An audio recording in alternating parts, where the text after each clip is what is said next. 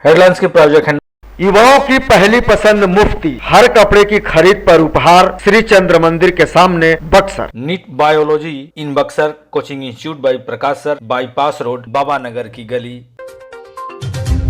सुख समृद्धि के वास का प्रतीक है धनतेरस। विधि विधान के साथ पूजा अर्चना से आती है घर में खुशहाली।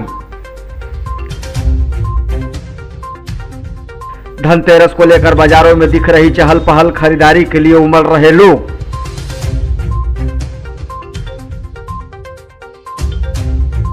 हरपुर पैक्स अध्यक्ष के लिए अंतिम दिन 2 ने किया नामांकन। अब तक कुल 3 उम्मीदवार मैदान में।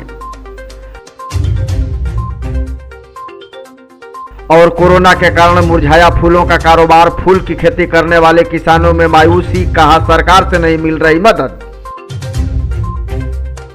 खबरें विस्तार से के प्रायोजक हैं आरके ज्वेलर्स, आकर्षक आभूषणों के विश्वसनीय विक्रेता यमुना चौक। कामधेनु नेक, नए जमाने की मजबूत सरिया। जिंदल पैंथर सीमेंट एवं सरिया के मुख्य विक्रेता गंगा सागर बिल्डिंग मटेरियल, गोलंबर बक्सर एवं सिमरी। कॉस्मेटिक से लेकर इलेक्ट्रॉनिक तक हर आइटम में मिलेगी आपको विशेष छूट। हमारा पता है अर्धसैनिक welfare canteen, Kushwaha complex, Shahpur, जिला भोजपुर। बक्सर के नवानगर SBI बैंक के बगल में और सोनबरसा के यूको बैंक के सामने। घरेलू उपयोग का सारा सामान, TV, fridge, washing machine, mobile, सब कुछ एक जगह है श्रीमान। बगैर ब्याज के फाइनेंस की सुविधा। गीता मोबाइल एवं होम अप्लायंस, नगर परिषद कार्यालय के ठीक सामने, डुमरांव, बक्सर।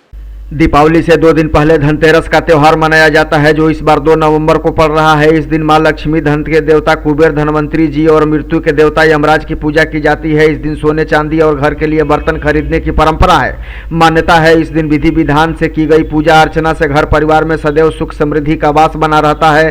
धनतेरस के दिन पीतल, चांदी, स्टील के बर्तन खरीदने की भी परंपरा है। मान्यता है इस दिन बर्तन खरीदने से धन समृद्धि आती है। इस दिन शाम के समय घर में मुख्य द्वार और आंगन में दीपक जलाए जाते हैं, क्योंकि इस दिन से दिवाली के त्योहार की शुरुआत हो जाती है।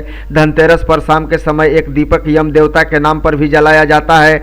मान्यता है ऐसा करने से यमदेव प्रसन्न हो जाते हैं और परिवार के सदस्यों की अकाल मृत्यु से सुरक्षा करते हैं। धनतेरस को लेकर बाजारों में चहल पहल देखी जा रही है। धनतेरस को लेकर बाजार पूरी तरह से सज गए हैं, जहां मिठाई से लेकर बर्तन के दुकानों पर खरीदारों की भारी भीड़ देखी जा रही है। गौरतलब है कि धनतेरस के दिन खासकर बर्तन और झाड़ू खरीदने की पुरानी परंपरा है, लिहाजा हर कोई इन चीजों की खरीदारी करता है। धनतेरस को लेकर जिले के बक्सर, डुमरांव सहित ग्रामीण क्षेत्रों में भी दुकानें सज गई हैं और लोग खरीदारी कर रहे हैं। गौरतलब है कि पिछले 2 सालों में कोरोना संक्रमण के कारण बाजार नहीं सज पाए थे, लिहाजा इस बार दुकानदारों को भी अच्छी कमाई की उम्मीद है। लोग दोपहर बाद से ही बाजारों की तरफ रुख कर गए थे, जिसके कारण बाजारों में चहल पहल काफी बढ़ गई है। धनतेरस के दिन खास पूजा का भी विधान होता है, लिहाजा मिठाई के अलावे बर्तन के दुकानों पर भी लोगों की भारी भीड़ देखने को मिल रही है। हरपुर पैक्स के लिए अध्यक्ष पद का चुनाव 15 नवंबर को होना है, जिसके लिए सोमवार से नामांकन की प्रक्रिया प्रारंभ कर दी गई है। नामांकन के लिए अभ्यर्थियों को 2 दिन का समय दिया गया था। जानकारी देते हुए सहायक निर्वाचन पदाधिकारी श्याम बिहारी प्रसाद ने बताया कि नामांकन का अंतिम दिन आज मंजू देवी और शैलेश दुबे ने नामजदगी का पर्चा दाखिल किया है। अब तक कुल 3 लोगों ने इस पद के लिए नामांकन किया है। 3 नवंबर को समीक्षा और 8 नवंबर को नाम वापसी के बाद पता चलेगा कि मैदान में कितने लोग ताल ठोकने के लिए रह जाएंगे। सभी उम्मीदवारों को 8 नवंबर को ही प्रतीक आवंटन किया जाएगा। 15 नवंबर को मतदान होना सुनिश्चित किया गया है। हरपुर प्राथमिक कृषि खाद्य समिति पैक्स अध्यक्ष संजय कुमार दुबे थे, जिनकी पिछले साल 10 जुलाई को निधन हो गया था। तब से यह सीट रिक्त थी। इस बार उनकी पत्नी मंजू देवी ने भी उम्मीदवारी जताया है, जिसके लिए चुनाव कराया जा रहा है। कोरोना संक्रमण की दूसरी लहर से ही फूलों का कारोबार पूरी तरह से मुरझा गया है। दरअसल कोरोना कर्फ्यू में धार्मिक, सांस्कृतिक और सामाजिक आयोजनों पर पूरी तरह से रोक लग गई थी, जबकि शादी समारोह भी उन शानो शौकत से नहीं हो रहे थे। कार्यक्रम हो भी रहे थे तो सिर्फ रस्म अदायगी भर थे। ऐसे हालत में फूलों की मांग बेहद कम हो गई थी। इसके चलते फूलों का कारोबार करने वाले लोगों के सामने आर्थिक संकट खड़ा हो गया है। इस कारोबार से जुड़े लोगों का कहना है कि स्थानीय बाजार में मांग न के बराबर है। ऐसे में कई खरीदार भी नहीं मिल रहे हैं। ऐसे में नुकसान होना तय है। जब तक सभी गतिविधियां सामान्य नहीं होती तब तक उनका काम धंधा पटरी पर वापस नहीं लौटेगा। फूलों की खेती करने वाले किसान बताते हैं कि अभी पंचायत चुनाव को लेकर कारोबार में थोड़ी तेजी आई है, लेकिन अभी भी जो नुकसान है उसकी भरपाई नहीं हो पाई है।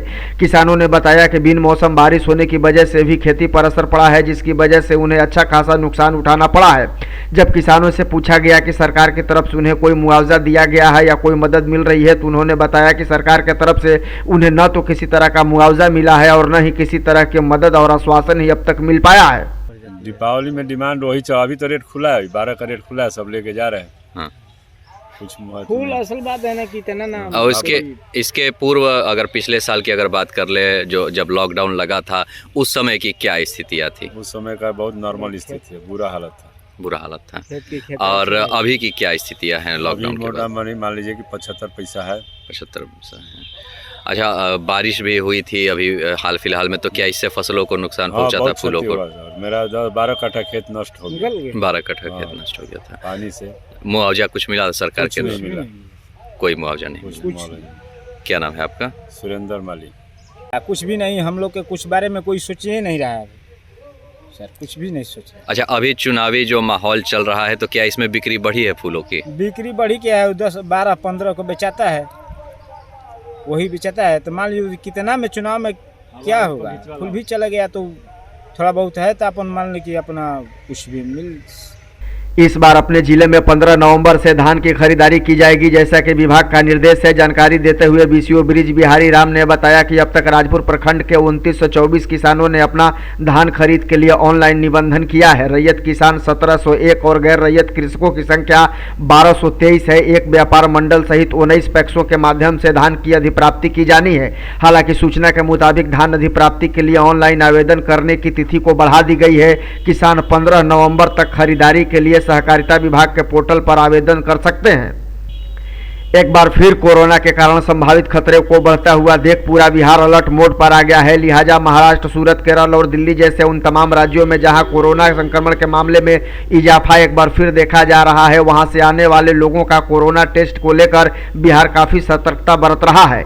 इसी कड़ी में सोमवार को जिला पदाधिकारी बक्सर अमन समीर एवं पुलिस अधीक्षक बक्सर नीरज कुमार सिंह के द्वारा बक्सर रेलवे स्टेशन पर हो रहे कोविड-19 के टेस्टिंग का निरीक्षण किया गया। इस दौरान जिला पदाधिकारी ने निर्देश दिया कि राज्य बाहर से आने वाले प्रत्येक व्यक्तियों की कोविड की टेस्टिंग अनिवार्य रूप से की जाए। इस बाबत उनके द्वारा वहां उपस्थित सभी पदाधिकारियों को आवश्यक दिशा निर्देश जारी किया गया। इस दौरान जिला पदाधिकारी ने स्टेशन परिसर के अन्य जगहों का भी निरीक्षण किया।